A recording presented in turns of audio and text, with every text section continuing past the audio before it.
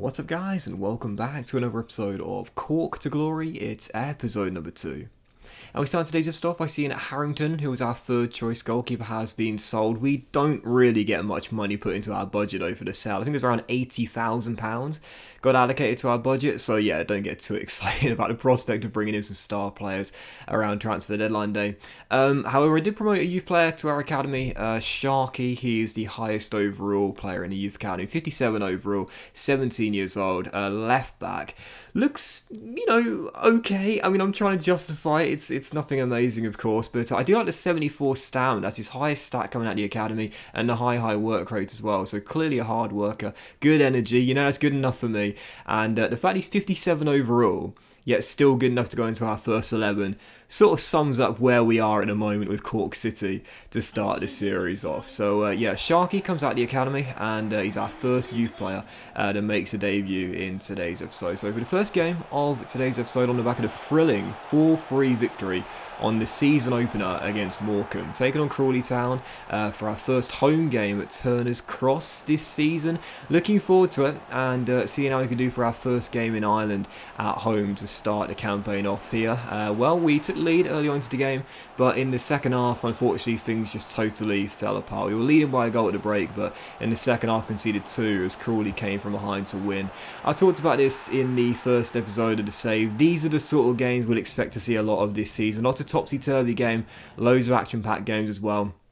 And also a lot of chances and a lot of goals too. The standard of defending, as I mentioned in the last episode, at this level is so poor. And the goalkeepers are just so lowly rated as well. When you're playing on Ultimate especially, it means that practically any shot on target from the AI is going to find the back of the net. I don't think our goalkeepers will make many saves this season. And I'll be honest here, if we can keep more than 10 clean sheets all season long in all competitions, I think that's a pretty amazing achievement. So yeah, I can't see us stopping many goals this season. I'm pretty sure we'll concede a lot. So on the back of the defeat there, it was our first cup game of the series, Carabao Cup game against Walsall here in the Carabao Cup first round here. Obviously the Carabao Cup does not count towards our objectives, so I feel that they totally weaken lineup for the game. But the cups will have a little bit of significance throughout the course of this series, particularly in the early seasons. Not for the progression we make in the rounds, but for the prize money that will come to us once we get to a higher round. So that's probably just as important as progression in the cup itself. Not just going further with a chance to take on some big teams and possibly even get to Wembley one day. You never know. But the prize money that comes through winning games and getting to later rounds, that's going to be really crucial in the first 3 or 4 seasons where we've got practically no money with Cork. So we did make it through the first round, and we've been joined against Leeds United in the second round of the Carabao Cup. So our first taste of Premier League opposition in the series, and it's only episode number 2. Pretty sure we'll get battered, but either way, Leeds United coming to take us on at Turner's Cross. That'll be a very good test for us there. And for the third game of today's episode, travelling to Nailsworth to take on Forest Green Rovers, the vegans. I've got a soft spot for these guys. Taking them on away from home, and as you'll see in the only goal of the game, Burn on the hour mark makes it 1-0 as we get a big 3 points here. So that's now back-to-back wins in our away games in League 2. So that's really important, man. When we go away from Ireland and come into England, or in the case of Newport County, Wales, picking up points away from our home country, that's going to be really crucial indeed. So if we have a really good away record this season, that'll help us out massively in our pursuit of playoff football come the end of the season. But returning home for the very next game here, welcoming Colchester United for this one. Fell behind in the second half, and then 20 minutes after the restart, I've got to say, this was very frustrating indeed. We know the standard of defending is bad at this level. The standard of refereeing is even worse. How was this a penalty? What a brilliant last-ditch tackle by Slaven. How is that a spot kick? Answers on a postcard. That is an amazing last-ditch tackle. Thankfully, McNulty, ball don't lie, makes the save from the spot kick. Does ball don't lie apply in football? It does now. Great save though, as it was still 1-0, and in stoppage time after our veteran goalkeeper, club legend McNulty, kept us in the game, only trailing by 1. In stoppage time, searching for a late leveller. We had the chance, and we would find the equaliser as well through Bargary. Nice little passing move from left to right, back from right to left, and Bargary gives us gets the leveller right at the death in a 1-1 draw. So McNulty with the big save there. And you might notice, well, I think he's like 40 years old now, McNulty. But yeah, he's like a club legend of Cork City. I did a little bit of research on the club, of course, before I started to save off. I think he's one of their most capped, if not their most capped player ever. He's been at the club all of his life, and yeah, he's a proper club legend, McNulty. So whilst at some point he will, of course, be replaced, as I think actually he's the same overall as the backup goalkeeper, who's got a much younger age.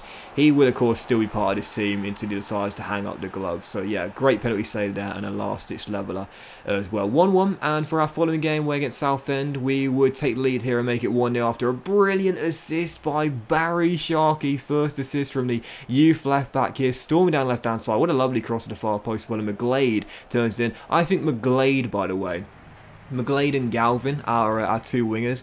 Those two could be the stars of this team this season, outside of the youth prospects we'll promote from the academy as well. You know, obviously when you start off an RTG save and you're managing a team like this where the players are very poor and there's very little chance of many of them surviving past like 3 or 4 years with your club, you know, the lineups can at times feel a little bit ham-fisted in the first season or two, and the players you're using you might have not much of an affiliation for. But I think McGlade, I like him a lot on that right-hand side, and Galvin as well on the left-hand side. Those two could be the star players to watch out for with Cork this season in our debut year at Turner's Cross. And for the penultimate game of today's episode here, Carabao Cup, second round, Premier League side, first time we face a Premier League side in this series, coming to take us on in Ireland here. And I knew that there was very little chance I was pulling off a giant killing in this game, especially because I feel a totally weakened side for it. But it was good to see this though. Plant, Ewan Plant, I think it's Ewan Plant. Plant, regardless, coming out of the academy. This guy's got raw pace, but literally no technical ability whatsoever. 42 overall, one of the lowest overall ratings I've used a player for in FIFA career mode, but he scores a goal on his debut, I believe it was, to make it 2-1 and get us back in the game. And the key for me really was try and keep this game competitive and keep the scoreline respectable. Jamie Shackleton did restore the 2-goal cushion for Leeds right before the break, so they made it 3-1, and with 80 minutes to go, still down by 2, Click makes it 4-1. At that point, any chance of the dream giant killing being pulled off was officially over. 4-1 to Leeds. But to be fair though, like I said, you know, keep the scoreline respectable and try and keep it competitive. We lost the game 4-2, so shipping 4 goals is disappointing, with a backup side scoring twice, and Plant as well, the academy graduate, with the rapid pace and the shocking technical ability, got a goal and an assist, so that was kind of cool to see. We're at the Carabao Cup though in the second round. Leeds show they've got too much quality for us, for now at least, as they progress to the third round and our adventure ends there. But yeah, that's okay with me though, as we close out August here. You see that Nico, our Finnish right back, is going to miss some games due to the international break. There's no international break in League 1 and League 2. There is in the Premier League and the Championship. When international fixtures come round during the season, League 1 and League 2 carry on. So Nico will be unavailable for a couple of games in September. But for our final game of August, aiming to go out to winning ways, welcoming Exeter City to Turner's Cross for this one here. 7 minutes in, we get ourselves the opening goal. It's that man McGlade. Again, keep your eyes on him. He could be Stevie McLean Mark II. For those that know Stevie McLean, obviously, thank you for being around for so long. But yeah, he was part of my St Johnston club and country, say, back in FIFA 17. You know, and that's what I mean, those sort of players that are not going to be with you forever, but in the first season they can make a name for themselves. And a case as to why they should stick with you for quite a few more years. But yeah, it's Galvin who gets our second goal. So again, those are the two guys to keep your eyes on here. Galvin and McGlade scored our 2 goals in this game as we were leading by a single goal. Right before the break though, Exeter would grab themselves their second leveller of the game. And again, this really just sort of sums up to me what the season's going to feel like. I think we'll score a lot of goals. I think we'll be one of the top scorers in the league come the end of the season. But, oh my word, the standard of defending is so bad at this level, and I find it really hard to keep the ball out of the back of my net. So Exeter battle back from a goal down on 2 separate occasions to make it 2-2, but 20 minutes after the restart, all of our front three got a goal each in this one. Davis makes it 3-2 as we restored the lead for the 3rd time in the game, make it Cork 3, Exeter 2 in a 5-goal thriller. Yeah, these are the sort of games you should expect to see on a very regular basis this season. Absolute thrillers, topsy topsy-turvy. Lots of goals, but let's be honest, some pretty shocking defending from both teams as well. Cork City 3, Exeter 2, and a very good start for Cork as well. 6 games in, 4 wins from our first 6, 1 draw and 1 defeat. Again, 11 goals scored already, so one of the top scorers in League 2, but already 8 goals conceded in our first 6 games. Yeah, I think we'll score a lot of goals this season. Got no problem with that whatsoever. But again, defending, that's going to be my main challenge this year with Cork City in League 2. But that was today's episode of Cork to Glory, guys. A big thank you for watching. Really hope you have enjoyed it. And if you did enjoy today's episode of Cork to Glory, then please do drop a like. Much love to you all. Have a fantastic day, and I'll see you for next episode with some more interesting youth players coming through the academy and some big games in League 2 as well. Very soon.